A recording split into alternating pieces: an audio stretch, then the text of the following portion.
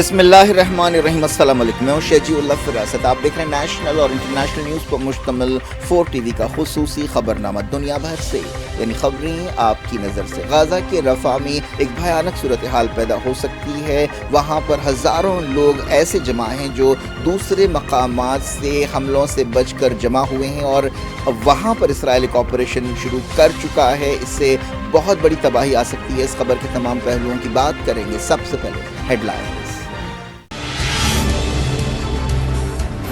غزہ کے رفح میں اسرائیلی آپریشن شروع، ہزاروں ہلاکتوں کا اندیشہ، دہشت زدہ لوگ دیر البلح فرار ہو رہے ہیں۔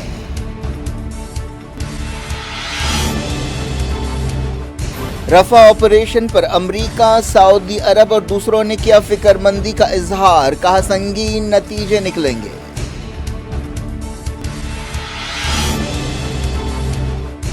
غزہ میں حالات بد سے بدتر ہوتے جا رہے ہیں، لوگ جانوروں کی خوراک کھانے پر مجبور ہیں، بی بی سی کی رپورٹ۔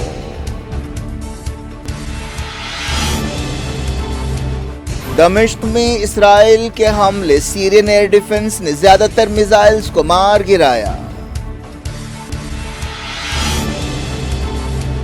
پاکستان میں اگلی حکومت پر الجھن، پردے کے پیچھے بات چیت، تمام نظریں آزاد امیدواروں پر۔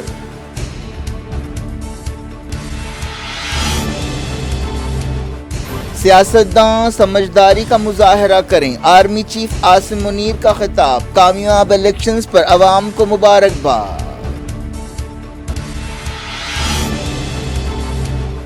لوک سبھا چناؤں سے پہلے سی اے اے پر عمل کریں گے، وزیر داخلہ امت شاہ نے کیا اعلان۔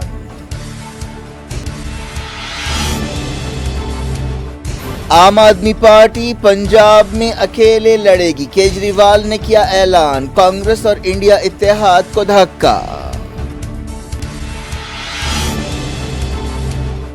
رام کا احترام کرتا ہوں، گوڈسے سے نفرت کرتا ہوں، سپریم کورٹ نے بھی کہا بابری مسجد ڈیمولیشن غلط تھا، لوک سبھا میں اسد اویسی کا خطاب۔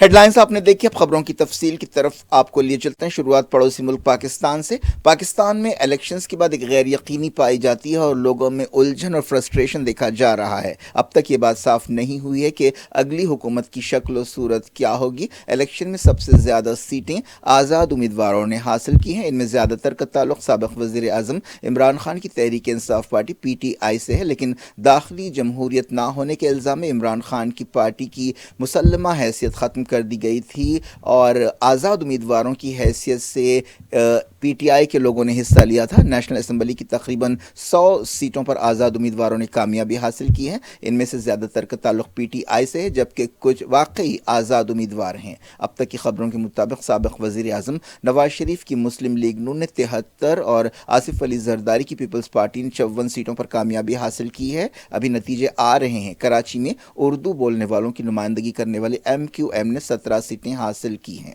نتیجے آنے کا سلسلہ ابھی جاری ہے۔ نتیجوں کی رفتار پر، یعنی سست رفتار پر بعض گوشوں کی طرف سے تنقیدیں کی جا رہی ہیں۔ پردے کے پیچھے حکومت بنانے کے لیے سرگرمیاں شروع ہو چکی ہیں۔ نواز شریف کی پارٹی نے پیپلز پارٹی اور آزاد ارکان سے بات چیت شروع کر دی ہے۔ پاکستان کے سسٹم کے مطابق اب آزاد امیدواروں کو اگلے کچھ دنوں میں فیصلہ کرنا ہے کہ وہ کس پارٹی کے ساتھ جائیں گے۔ اس کے بعد پارٹیوں کی طاقت کے اعتبار سے انہیں نامینیٹڈ ارکان دیے جائیں گے، اور پھر نیشنل اسمبلی میں وزیر اعظم کا چناؤ ہوگا۔ پاکستان کے اس سیاسی کھیل میں فوجی اسٹیبلشمنٹ کا اہم رول ہو سکتا ہے۔ 8 فروری کو پاکستان میں ووٹ ڈالے گئے تھے۔ فی الحال کوئی بھی پارٹی یا گروپ حکومت بنانے کی پوزیشن میں نہیں ہے۔ جمعے کو نواز شریف نے دوسری پارٹیوں کو حکومت بنانے میں پارٹنرشپ کی دعوت دی تھی۔ پاکستان کے آرمی چیف نے الیکشنز کی کامیابی پر پاکستان کے عوام، الیکشن کمیشن، پارٹیوں اور امیدواروں کو مبارکباد دی ہے۔ انہوں نے سیاستدانوں سے کہا کہ وہ چناؤ کا نتیجہ سامنے آنے کے بعد سمجھداری کا مظاہرہ کریں۔ پاکستان کے 75-76 سال کے دوران تقریباً آدھا وقت سیدھے طور پر فوج کی حکومت رہی ہے، جبکہ جمہوری دور میں بھی فوج کا اہم کردار رہا ہے، اور یہ کوئی ڈھکا چھپا راز نہیں ہے۔ آرمی چیف سید عاصم منیر نے ایک بیان میں کہا کہ الیکشنز صرف ہار جیت کا کھیل نہیں ہے، بلکہ یہ عوام کا مینڈیٹ مینڈیٹ معلوم کرنے کا طریقہ ہے۔ انہوں نے کہا کہ پاکستان کے عوام نے دستور پر بھروسہ جتایا ہے، اب سیاسی جماعتوں کو اتحاد اور سیاسی سمجھ بوجھ کا مظاہرہ کرنا چاہیے۔ بات کرتے ہیں غازہ کی۔ غازہ میں اسرائیل نے رفح میں آپریشن شروع کر دیا ہے۔ رفح اور آس پاس کے علاقوں میں ہوائی حملے کیے گئے، اب زمینی کارروائی بھی شروع ہو سکتی ہے۔ اسرائیلی وزیر اعظم بنجامن نتن یاہو نے اپنے سپاہیوں کو حکم دیا ہے کہ وہ ساؤتھ غازہ کے رفح ٹاؤن میں آپریشن کریں۔ اس آپریشن میں عالمی طاقتوں کی طرف سے فکر مندی کا اظہار بھی کیا جا رہا ہے۔ غازہ کے دوسرے مقامات پر بھی حملے جاری ہیں۔ اسرائیلی فوج نے رفح سے سویلینز کو باہر نکلنے کا حکم دیا ہے۔ حماس فائٹرز کے صفائی کے مقصد سے یہ آپریشن شروع کیا جا رہا ہے۔ کئی دنوں سے اس آپریشن کی تیاریاں کی جا رہی تھیں۔ فلسطین کی وفا نیوز ایجنسی نے بتایا کہ ہفتے کی صبح رفح میں بھاری بمباری کی گئی، جس میں کم سے کم 23 سویلینز ہلاک ہوئے۔ الجینیا علاقے میں بھی بمباری کی گئی۔ سعودی عرب نے رفح آپریشن کے سنگین نتیجوں کی وارننگ دی ہے۔ سعودی عرب کی وزارت خارجہ نے ایک بیان میں کہا کہ رفح ہزاروں سویلینز کی آخری پناہ گاہ ہے جو اسرائیلی جارحیت سے بچ کر وہاں پر آئے ہیں۔ سعودی وزارت خارجہ نے کہا کہ جان بوجھ کر انسانی حقوق اور عالمی قانون کی دھجیاں اڑائی جا رہی ہیں۔ ایسے میں یونائیٹڈ نیشن سیکیورٹی کونسل کو جلد سے جلد میٹنگ کرتے ہوئے اسرائیل کو مزید انسانی تباہی سے روکنا چاہیے۔ حال ہی میں UN چیف اینٹونیو گوٹریز نے بھی رفح آپریشن کے خلاف خبردار کیا تھا۔ فلسطین کی ایک 6 سالہ بچی جو حال ہی میں ایک کار پر حملے کے بعد لاپتہ ہو گئی تھی، مردہ پائی گئی ہے۔ فلسطین کی وزارت صحت نے یہ بات بتائی۔ یہ واقعہ تقریباً 2 ہفتے پہلے پیش آیا تھا۔ سیریا کی ایئر ڈیفنس نے دارالحکومت دمشق کے قریب اسرائیل کے کئی میزائل حملوں کو ناکام بنایا ہے۔ یہ حملے رات 1:05 پر کیے گئے۔ سانا نیوز ایجنسی نے بتایا کہ جولان پہاڑیوں کی طرف سے حملے کیے گئے اور دمشق کے آس پاس کئی جگہ حملوں کی کوشش کی گئی۔ سیرین ایئر ڈیفنس نے زیادہ تر میزائلز کو مار گرایا۔ کسی کے زخمی ہونے کی خبر نہیں ہے، لیکن کچھ مادی نقصان ہوا ہے۔ حماس لیڈر اسامہ حمدان نے امریکہ کے صدر جو بائیڈن کی طرف سے رفح آپریشن کی مخالفت کو غیر سنجیدہ قرار دیا ہے۔ بیروت میں ایک پریس کانفرنس سے خطاب کرتے ہوئے انہوں نے کہا کہ غازہ میں اسرائیل کی کارروائیاں حد پار کر چکی ہیں۔ جنگ کے 126 دن پورے ہو چکے ہیں۔ انہوں نے وارننگ دی کہ اگر اسرائیلی فوج رفح میں داخل ہوتی ہے تو ہزاریں ہلاکتیں ہو سکتی ہیں اور اس کے لیے امریکہ ذمہ دار ہوگا۔ حماس کی وزارت صحت نے بتایا کہ کل رات کے حملوں میں 110 فلسطینی جاں بحق ہوئے۔ اسرائیلی فوج نے اس دوران خان یونس میں بھی حملے کیے۔ حماس کے ایک عہدیدار نے کہا ہے کہ ایجپٹ میں کارآمد بات چیت ہوئی ہے۔ اس بات چیت میں قطر اور ایجپٹ کے عہدیداروں نے حصہ لیا۔ اسرائیلی وزیر اعظم بنجامن نتن یاہو نے کہا ہے کہ اسرائیل 1 مہینے میں رفح آپریشن پورا کر سکتا ہے۔ ایک رپورٹ میں کہا گیا کہ رفح میں آپریشن کے درمیان دہشت زدہ لوگ دیر البلح فرار ہو رہے ہیں۔ اسرائیلی فوج نے غازہ کے ناصر میڈیکل کمپلیکس کو گھیرے میں لے رکھا ہے۔ رفح کے میئر نے وارننگ دی ہے کہ فوجی آپریشن کی صورت میں خون کی ندیاں بہیں گی۔ اسرائیلی فوج نے رفح میں ایک کار پر بمباری کی جس سے 3 لوگ ہلاک ہوئے۔ ان تینوں کا تعلق رفح پولیس ڈپارٹمنٹ سے تھا۔ اسرائیل نے جنگ بندی کے لیے حماس کی شرط نے رد کرنے کے بعد کہا ہے کہ وہ پیرس تجویزوں کی بنیاد پر بات چیت کے لیے تیار ہے۔ حال ہی میں پیرس میں امریکہ، ایجپٹ، قطر اور اسرائیل کے نمائندوں کی میٹنگ ہوئی تھی۔ اس کے بعد ایک تجویز حماس کو بھیجی گئی تھی۔ حماس نے اس تجویز پر اپنی طرف سے کچھ تجویزیں پیش کیں جنہیں اسرائیلی وزیر اعظم نتن یاہو نے رد کر دیا۔ حزب اللہ نے نارتھ اسرائیل کے کئی ٹاؤنز میں راکٹوں کی بارش کی۔ کئی دنوں میں یہ دوسرا بڑا حملہ ہے۔ ان حملوں کے دوران درجنوں راکٹ داغے گئے جس کی وجہ سے اسرائیلی شہروں میں سائرن کی آوازیں گونجتی رہیں اور لوگ ڈر کے مارے ادھر ادھر بھاگتے رہے۔ حزب اللہ لیڈر حسن نصر اللہ نے کہا ہے کہ اسرائیل کو اسٹریٹجک بحران کا سامنا ہے۔ ایرانی وزیر خارجہ حسین عامر عبداللہیان سے ملاقات کرتے ہوئے انہوں نے یہ بات کہی۔ بیروت میں ایران کے سفیر بھی اس موقع پر موجود تھے۔ نصر اللہ نے کہا کہ حزب اللہ غازہ جنگ میں اہم کردار ادا کر رہی ہے۔ دونوں لیڈرز نے غازہ جنگ کے تمام پہلوؤں پر بات چیت کی۔ اس موقع پر ایرانی وزیر خارجہ نے لبنان کے استحکام پر زور دیا۔ اسرائیلی فوج نے ساؤتھ لبنان میں ہوائی حملے کیے۔ اسرائیل نے دھمکی دی ہے کہ اگر حزب اللہ فائٹرز حملے نہیں روکیں گے تو وہ نیا محاذ کھول دیں گے۔ جب سے 7 اکتوبر کو غازہ جنگ شروع ہوئی ہے، حماس اور حزب اللہ اور اسرائیل کے درمیان بھی لڑائی ہو رہی ہے۔ ایک رپورٹ میں کہا گیا کہ غازہ میں حالات دن بدن بد سے بدتر ہوتے جا رہے ہیں۔ غذا کی کمی کا یہ عالم ہے کہ غازہ کے شہری جانوروں کی خوراک کھانے کے لیے مجبور ہیں۔ پینے کا پانی ملنا بھی مشکل ہو گیا ہے۔ غازہ جنگ شروع ہونے کے بعد سے اسرائیل نے ناکہ بندی سخت کر دی ہے۔ ان حالات میں خیرسالی کے اندیشے پیدا ہو گئے ہیں۔ اسرائیلی فوج نے مغربی کنارے میں 14 فلسطینیوں کو گرفتار کیا. زیادہ تر لوگوں کو بیت عمر ٹاؤن سے گرفتار کیا گیا. جب سے غزہ جنگ شروع ہوئی ہے مغربی کنارے میں بھی جھڑپیں ہو رہی ہیں اور وہاں پر فلسطینیوں کو گرفتار کیا جا رہا ہے. اب تک تقریباً 300 فلسطینی مغربی کنارے میں ہلاک ہو چکے ہیں جبکہ 6000 کے قریب فلسطینیوں کو گرفتار کیا گیا ہے. آسٹریلیا نے غزہ کے حالات خاص طور پر سکڑتی ہوئی محفوظ جگہ پر فکر مندی کا اظہار کیا ہے. وزیر خارجہ پینی وانگ نے کہا کہ ہم ایک مرتبہ پھر مطالبہ کرتے ہیں کہ تمام ہوسٹیجز کو رہا کیا جائے اور پائیدار امن کے لیے کام کیا جائے.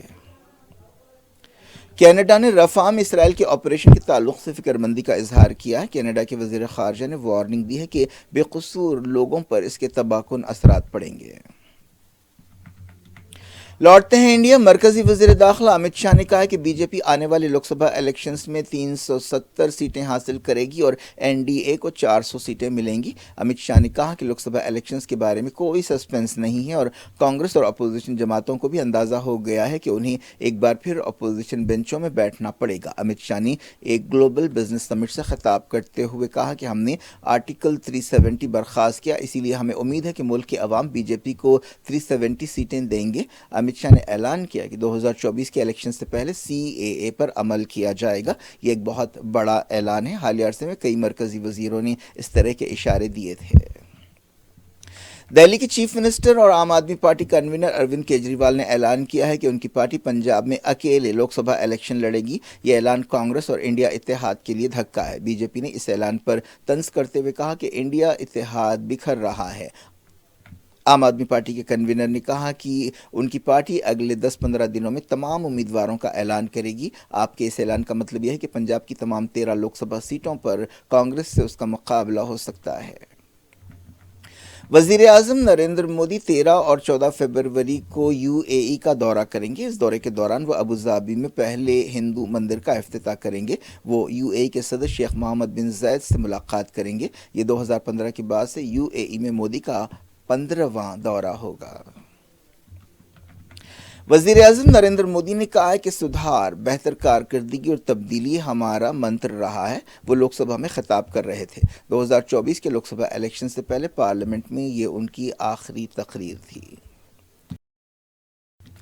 صدر مجلس اسد الدین اویسی نے ہفتے کو سوال کیا ہے کہ کیا مودی حکومت صرف ایک مذہب کی خدمت کرتی ہے. انہوں نے یہ بھی سوال کیا کہ ایودھیا میں رام مندر کا افتتاح کیا ایک مذہب پر دوسرے مذہب کی فتح تھا.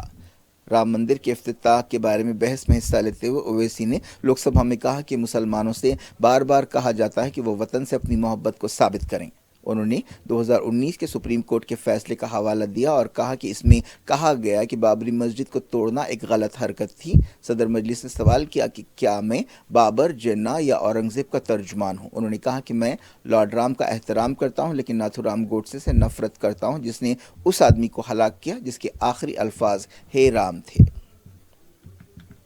صدر مجلس نے لوک سبھا میں اپنی تقریر کے دوران بابری مسجد زندہ باد کا بھی نعرہ لگایا. انہوں نے کہا کہ مسلمان موجودہ حالات میں اپنے آپ کو انڈیا میں اجنبی محسوس کر رہے ہیں. 6 دسمبر کے بعد دیش میں فساد ہوا، نوجوانوں کو ٹاڈا میں ڈالا گیا جو بوڑھے ہو کر نکلے. یقیناً آپ کی سرکار نہیں تھی، آپ کی سرکار نہیں تھی. اچھا، بلکہ میں تو مریادہ پرشوتم رام کی عزت کرتا ہوں، مگر میں ناتھو رام گوڈسے سے نفرت کرتا ہوں. میری نسلیں نفرت کرتی رہیں گی کیونکہ ناتھو رام گوڈسے نے اس شخص کو گولی ماری جس کے زبان سے آخری لفظ نکلے ہے رام. سر، چھٹی بات یہ ہے کہ 87 میں ملیانہ ہاشم پورہ ہوا، 83 میں نلی ہوا، 44 میں جموں میں نسل کشی ہوئی، 2022 میں ہلدیوانی میں قتل ہوا.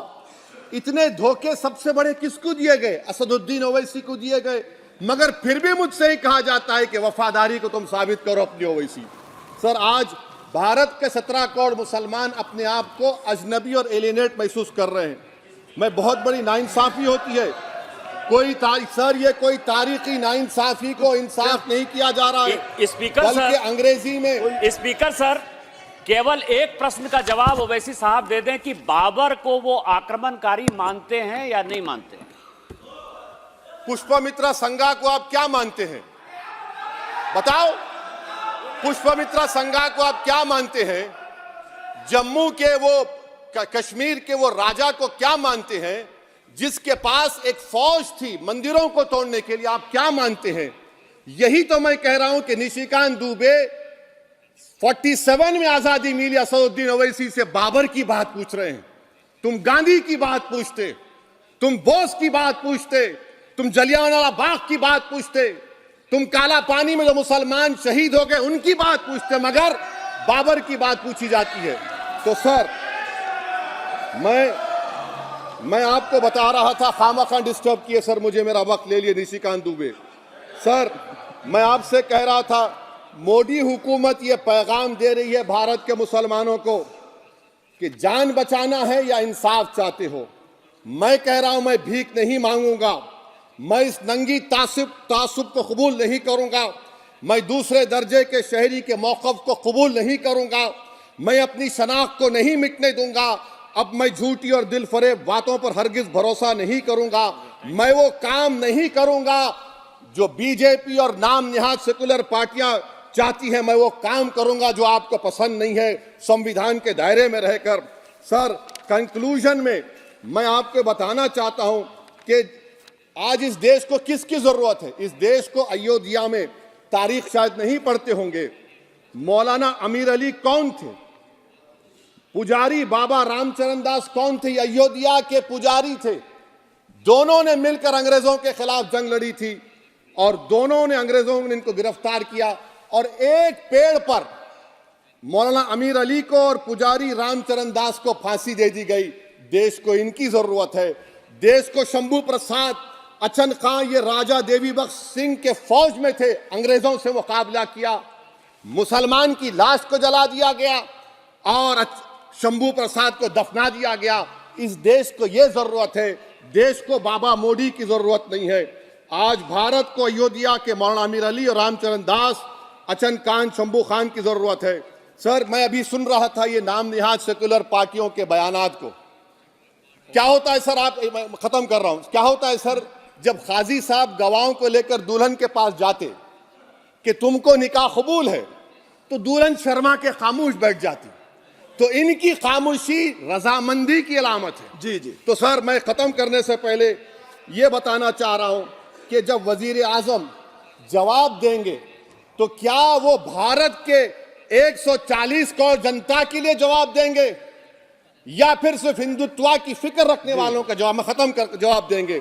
ये देश, दुनिया, मुसलमान देख रहा है। सर मैं आपको ये भी बताना चाह रहा हूं, आखिर में कंक्लूड कर रहा हूं सर, 1 मिनट चाहिए, 1 मिनट चाहिए सर। सर मेरा मानना यह है कि आज मैं बहैसियत एक भारत के गयूर मुसलमान के, let me stand as a tall Indian Muslim and say that the light of Indian democracy today is at its dimmest today, sir. Sir, in conclusion, मेरी फिक्र में, मेरा ईमान मुझे कहता है कि जिस जगह पर मस्जिद थी, है और रहेगी, बाबरी मस्जिद है और रहेगी, बाबरी मस्जिद जिंदाबाद, जिंदाबाद, भारत जिंदाबाद, जय हिंद। लोकसभा में बजट सेशन के आखिरी दिन राम मंदिर के इफ्तिताह के बारे में बहस हुई। इस मौके पर बीजेपी रुकन सत्यपाल सिंह ने बहस शुरू करते हुए कहा कि राम सबके हैं। उन्होंने राम को नजरअंदाज करने पर कांग्रेस पर तनकीद की। फिल्म अदाकार मिथुन चक्रवर्ती को हॉस्पिटल में शरीक किया गया है। वो कोलकाता में एक फिल्म की शूटिंग कर रहे थे और उन्हें दिन के 10 बजे बेचैनी की शिकायत की। मिथुन चक्रवर्ती 80 के दहक के सुपरस्टार हैं। फिलहाल वो बीजेपी के एक लीडर हैं। क्या कुछ हो रहा है आपकी दुनिया में? आखिर में हेडलाइंस दुनिया भर से एक बार। गाजा के रफा में इस्राएली ऑपरेशन शुरू, हजारों हलाकतों का अंदेशा, दहशतजदा लोग दीर अल बला फरार हो रहे हैं।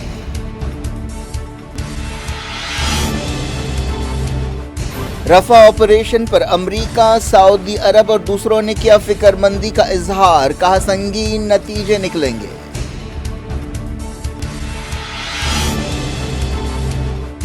गाजा में हालात बद से बदतर होते जा रहे हैं। लोग जानवरों की खुराक खाने पर मजबूर हैं। बीबीसी की रिपोर्ट।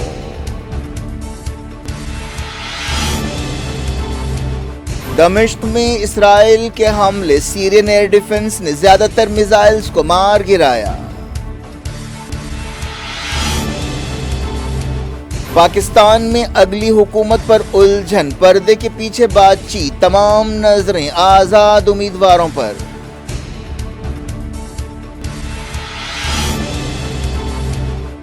سیاستداں سمجھداری کا مظاہرہ کریں، آرمی چیف عاصم منیر کا خطاب، کامیاب الیکشنز پر عوام کو مبارکباد۔ لوک سبھا چناؤں سے پہلے CAA پر عمل کریں گے، وزیر داخلہ امت شاہ نے کیا اعلان۔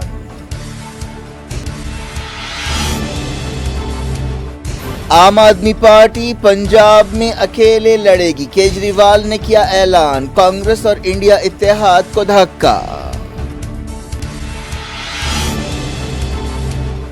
رام کا احترام کرتا ہوں، گوڈسے سے نفرت کرتا ہوں، سپریم کورٹ نے بھی کہا بابری مسجد ڈیمولیشن غلط تھا، لوک سبھا میں اسد اویسی کا خطاب۔